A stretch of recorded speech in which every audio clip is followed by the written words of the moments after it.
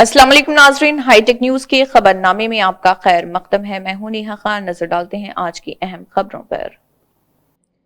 वरंगल मशरकी हलके के साबिक एमएलए नन्ना पोनी तिरेंद्र ने वरंगल चौराहे पर धरना प्रोग्राम मुनक्किद किया, जिसमें मशरकी हलके स्टूडेंट विंग और यूथ लीडरों के हुक्म पर मरकजी वजीर बंडी संजय के बेटे की गिरफ्तारी का मुतालबा। इस मौके पर खिताब करते हुए उन्होंने मरकजी वजीर बंडी संजय के बेटे की गिरफ्तारी का मुतालबा करते हुए पुलिस से मकतूल खातून के अहले खाना के साथ इंसाफ करने का मुतालबा किया।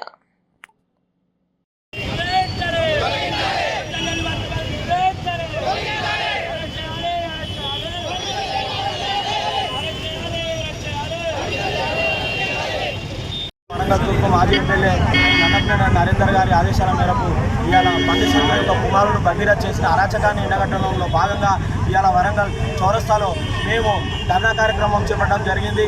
ఈ కార్యక్రమం యొక్క ముఖ్య ఉద్దేశం బండి సంజయ్ కుమారుడిని వెంటనే అరెస్టు చేయాలి, అరెస్టు చేసి మహిళా కుటుంబానికి, సదరు బాధిత మహిళా కుటుంబానికి న్యాయం చేకూర్చే విధంగా పోలీస్ వ్యవస్థ పనిచేయాలి।